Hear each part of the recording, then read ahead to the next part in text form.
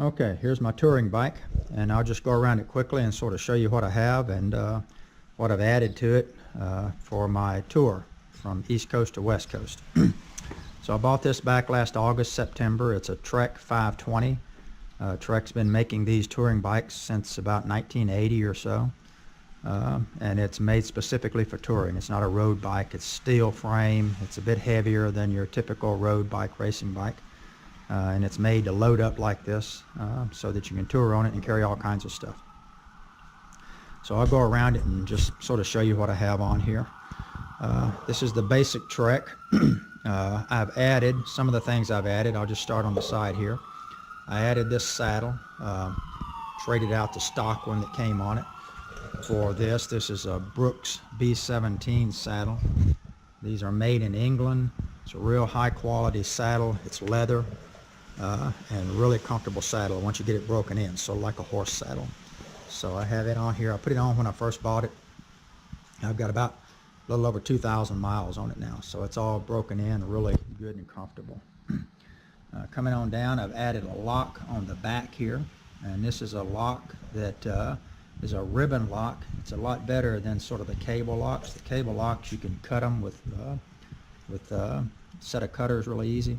This here has got something in it, sort of like Kevlar or something, really hard to cut. So it's 60 inches, and it tucks away really nicely behind the seat here. Doesn't take up a lot of space. It's real lightweight.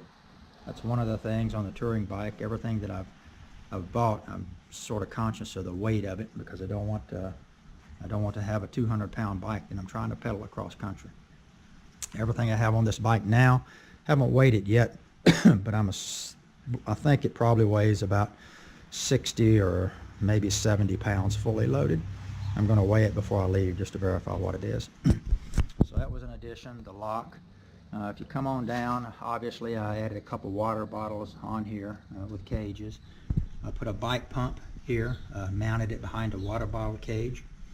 Down here I put a kickstand on it.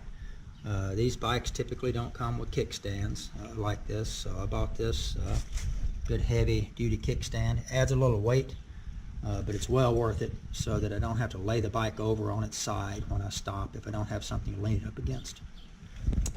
On the pedals, I removed the stock pedals that comes with this thing and put these clip-in pedals, and then I wear shoes. They're actually called clipless, which doesn't make a lot of sense to me because you actually clip into them, but makes it a whole lot easier and more efficient to pedal when you're clipped in. Going on around, I've added here, this is sort of a luxury here, and it weighs less than a pound, so for me it's worth the weight, and it's a Bluetooth speaker made specifically for a bike. So instead of carrying water in the bottom water cage, I had this Bluetooth speaker down here, and then I can play music on my iPhone here from my music down on the Bluetooth. So when I'm going, actually, see if I can start this up and sort of show you.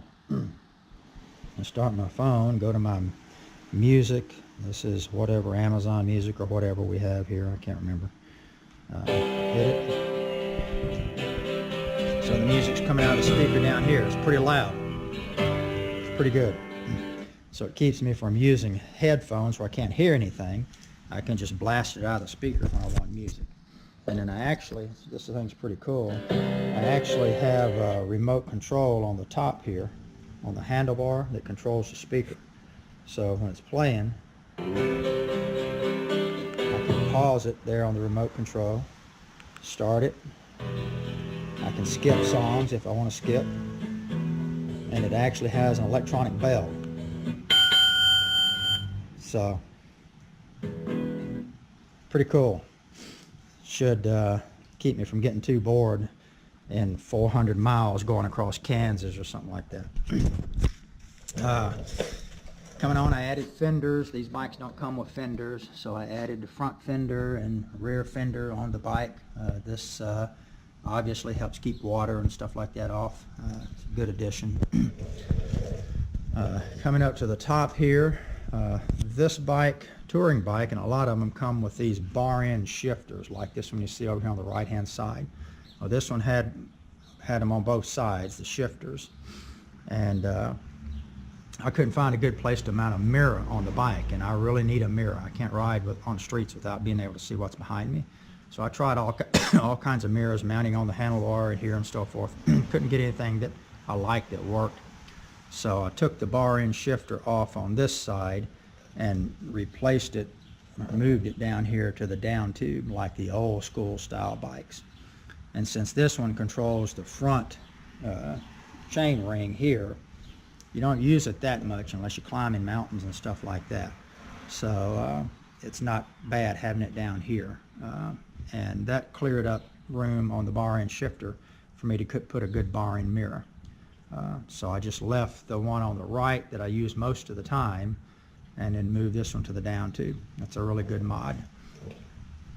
Put a hand clamp on here for one mount for my GoPro camera to get different angles and so forth. And I have several GoPro mounts on here, but this one, the cool thing about this one is it's on a clamp and I can take it off and then move it anywhere that I want. So here I can put it different places on the bike to get it different angles, take it and clamp it on road signs to get good action shots and all that kind of stuff. Don't know how much of that I'll be doing, but it's a pretty cool little mount. I have another GoPro mount up here, the main GoPro mount to sort of put my camera in, and the camera's not in these cases. I'm using the camera to make this video with. But here I can get everything out in front of me, and I have this on a 360-degree swivel so that I can actually swivel around to get side shots and any direction that I want basically, and it will swivel up back and forth as well to get any angle. So it's pretty cool. To the right of that is my computer, my Garmin. This thing here connects to satellite, and it gives me all my information when I'm traveling. It tells me how fast I'm going, how fast I'm pedaling, how far I've been with distance, time of day, how long I've been riding that day. It gives me calories burned. It has a compass, which is really handy when you're out in the middle of nowhere. All kinds of stuff. It's a really cool gadget to have. Here, then I have a mount for my iPhone here. It's on one of these what's called a quad lock mount on my bike, and these are pretty cool. You just put a case on your phone that goes along with it, and the case actually locks into this lock system here, makes it really secure, so you know it's not going to bounce out of it or anything like that. And the nice thing about this is I have these mounts for my car as well, and get this back on. They sell them for strapping on your arm for runners and all kinds of stuff. It's a really cool secure mount.